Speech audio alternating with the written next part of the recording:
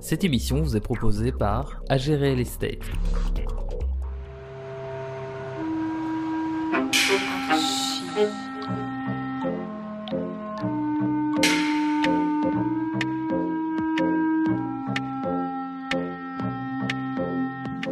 Bonjour et bienvenue dans Archi Urbain, l'émission qui vous parle d'architecture et d'urbanisme à Bruxelles.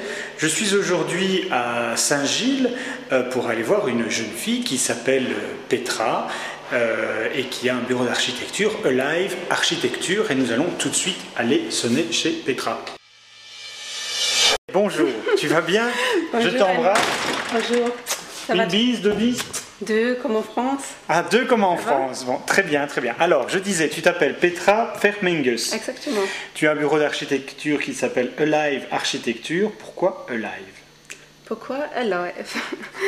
Alive, c'est arrivé d'un intérêt dans tout ce qui est dynamique, dans les espaces, l'usage des gens, les espaces qui changent, qui ne sont pas toujours construits, mais où il y a des actions temporaires, des usages temporaires qui se passent. D'accord. Alors, tu as un joli accent. Tu n'es donc pas belge, tu es allemand d'origine. Tu as vécu un peu partout, en fait. J'ai vécu un peu partout, ça c'est vrai. Donc, je suis plutôt européenne qu'allemande, on dirait. On a un peu bougé entre la France, l'Espagne, la Belgique, la Hollande et l'Allemagne. Et à la fin, je me suis décidée pour la Belgique parce que je suis très heureuse dans ce pays et dans cette culture. C'est ça. Pourquoi est-ce que tu trouves que la Belgique a une culture intéressante et peut-être plus intéressante que les autres pays que tu as visités? Parce que surtout Bruxelles, pour moi, c'est une ville très ouverte aux autres. Toute la ville, elle est pleine des autres, en fait, on ne se sent pas du tout étrangère. Et en plus de ça, Bruxelles, c'est une ville qui reste très vivante. C'est une ville qui reste un peu, excuse-moi le mot, mais ça reste un peu sale comme ville. Et ça a son charme. Parce que toutes les villes elles commencent à devenir très propres. On les lave. Même Barcelone commence à devenir une ville assez morte, où on a peur de montrer la pauvreté de la ville. Et je trouve que ça reste quelque chose de très vivant et très vrai, très honnête dans cette ville. Et donc c'est un peu ce chaos que l'on retrouve dans l'architecture et dans la manière dont la ville est construite qui t'intéresse ici à Bruxelles. Et donc du coup, allons visiter ce magnifique appartement que tu habites et où tu as un peu fait quelques rénovations. Comment est-ce que tu as trouvé cet appartement? On est à Saint-Gilles, hein?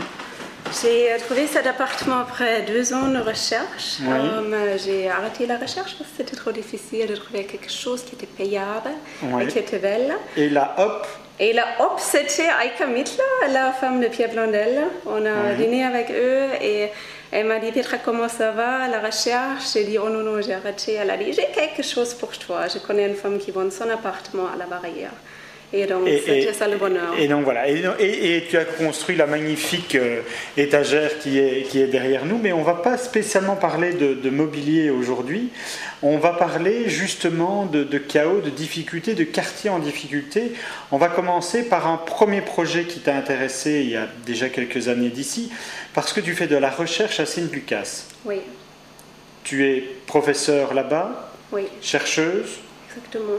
Tu travailles également à Liège, à Saint-Luc. Exactement, à l'ULG maintenant. L'ULG. Alors, explique-nous un peu ce premier projet dont tu voudrais nous parler. D'accord, on commence par la Foire de Midi. Alors, donc, c'est un projet qui s'est développé à cause d'un intérêt pour cet espace de la foire très vivant, un espace un peu créé par des gens, dans l'informel, des espaces qu'on trouve toujours un peu moches. Mais moi, j'aime bien ce quotidien. J'ai commencé à créer des images, à faire des images. J'ai fait tout un film de 16 heures dans cette foire. Et donc, j'ai observé le changement, la dynamique de l'espace. Et pour que ça ne reste pas juste l'observation, ça m'a amené à des actions dans ce quartier. Donc j'ai essayé de créer une mémoire de la foire après la fin de la foire. Parce qu'il y a plein de gens qui ont exprimé un intérêt dans la foire parce que l'espace, elle est devenue piétonnier. C'est ce que les gens aiment bien. Et donc les enfants, ils pouvaient jouer à l'extérieur, les cafés, ils ont sorti leur terrasse. Et donc je me suis dit, pourquoi pas faire mémoire à ça et dire qu'on ferme la rue Et on le redonne aux piétonniers pour qu'eux, elles sont les premières gens qui utilisent cet espace. Tu t'intéresses très fort à l'humain et à l'urbain pour voir comment on pourrait améliorer le quotidien des gens, et tu t'intéresses à savoir comment ils vivent, qui sont-ils et qu'est-ce qui pourrait les intéresser. Donc quand ce n'est pas la foire, il y a des voitures partout, mais quand c'est la foire, c'est piétonnier. Donc essayons de rendre la chose un peu plus vivante pour les habitants, mais toujours dans un certain chaos. Ouais, exactement, ce chaos elle est très important. Donc si on dirait par exemple que cette rue elle devient piétonnier permanent, ça veut dire qu'on change la rue, on met les beaux petits pavés et ça devient un peu comme la rue Neuve, ça devient trop beau. Et donc l'idée c'est vraiment de dire qu'on le change temporairement, on ferme la rue par exemple tous les dimanches ou une fois par mois et on dit qu'on donne la rue aux piétonniers pendant un jour et comme ça on ne rend pas l'espace trop propre, elle reste vivant, elle reste un peu sale, un peu vivant, un peu cette beauté du quotidien dans la ville. Et on pourrait parler d'un deuxième projet qui est à l'heure actuelle, qui est à la rue d'Arscott. Alors un quartier encore beaucoup plus difficile ici. C'est le projet qui a commencé avec Infrared, qui est un projet collectif avec Stein Beekman et Barbara Rossan, qu'on a développé dans le cadre du Jonction. Et donc on a développé ça entre février et avril pour Recyclart. Chacun a fait son février-avril 2012. Exactement. Donc c'était présenté en fin avril. En fait, Live Architecture a développé 3 actions urbaines dans la rue pour cette finissage fin avril. C'est ça. Et les 3 actions, c'était des réponses aux besoins des femmes dans la rue.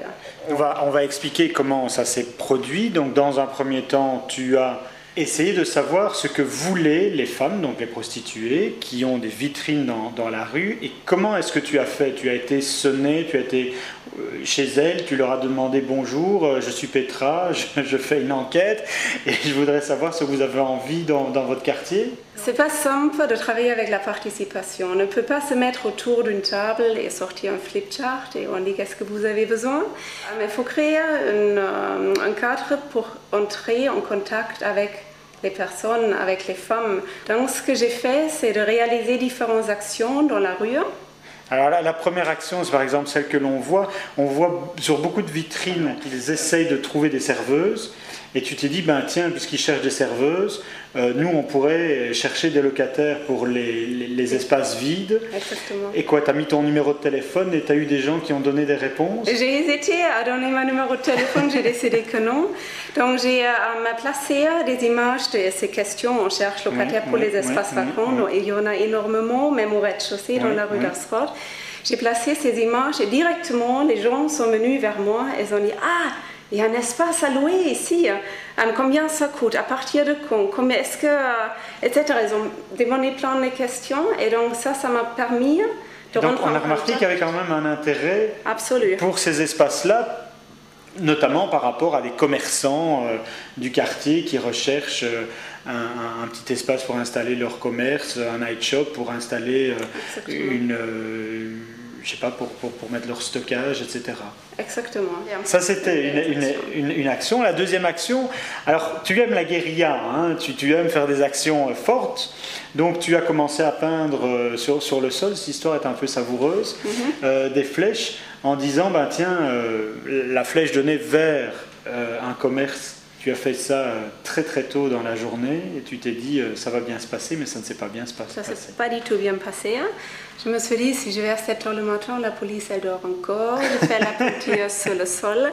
Et puis ce qui s'est passé, après 5 flèches dessinées, la police elle arrive, elle dit toi tu viens avec nous maintenant, et tu viens à la police. Commissariat. Exactement, j'ai vu la commissariat et ça s'est très mal passé. Et donc ils t'ont obligé à nettoyer les flèches, mais justement de cette action un peu négative, enfin un peu difficile, s'en est sorti quelque chose d'extrêmement positif. Exactement, j'ai passé tout mon après-midi à laver les flèches dans la rue d'Arscott et c'était un après-midi très dur, mais en même temps, ça m'a permis de rentrer en contact avec les femmes en arrière des vitrines qui sont sorties, qui ont dit « Qu'est-ce que tu fais ici? Qu'est-ce qui se passe ?» Et donc, ils ont m'amené de l'eau pour que je puisse laver les flèches. Donc, j'ai rencontré les femmes et il y a une certaine confiance qui s'est créée. Et donc, l'action était totalement réussie. Exactement. Puisque alors, tu as pu demander ce qu'elle désirait et on t'a dit plusieurs choses. Des gens ne voulaient plus de tags ou laver des choses, etc. Un peu plus de couleurs. Et donc, on voit dans les images ici des réponses, des avant-après, des images qui répondent aux attentes des habitants du quartier. Exactement. Il y a 3 actions qui se sont passées, justement, qui sont quoi? L'installation d'une petite échoppe pour vendre des produits italiens. Oui, exactement, des sandwichs italiens. Oui. Un autre besoin, c'était un gris qui est un mur qui est moins gris. Oui. Donc on a organisé une exposition sur le mur et c'était une façon de faire sortir les dames aussi dans l'arrière de leur vitrine et voir autre chose dans cette rue. Et la troisième action, c'est une réponse par rapport aux besoins des femmes. On a besoin des meilleurs clients. Et donc ça, c'était le plus difficile. Qu'est-ce que tu t'es dit pour qu'ils aient des meilleurs clients? Ça, c'était le plus difficile. Donc, ce que je me suis dit, comment faire ça? Comment est-ce qu'on peut répondre à ça en étant architecte? Donc, je me suis installée dans la rue le dimanche du Pâques. Et j'ai distribué des fleurs aux hommes qui passaient. Et comme ça, ils pouvaient amener une fleur aux femmes. Et comme ça, on rend les clients plus sympas. C'est très bien. Alors, il y a des actions qui sont toujours là à l'heure actuelle et qui vont durer jusqu'en octobre. C'est quel jour en octobre? En octobre, il me semble que c'est le 19 octobre. Le 19 octobre, où on va retrouver les dames de ce stand. Comment s'appelle le stand? Le stand s'appelle Pierina Vagon et les 2 filles s'appellent Elisabetta et Clara, 2 filles italiennes un peu punk. Écoute Petra, moi je te propose que l'on quitte cet appartement et qu'on aille directement voir ces 2 jeunes filles. Parfait. Pour voir comment ça se passe. À plus. Rendez-vous la semaine prochaine pour découvrir la suite de cette émission en compagnie de Mister Emma et de ses invités. Même heure, même chaîne. Cette émission vous a été proposée par AG Real Estate.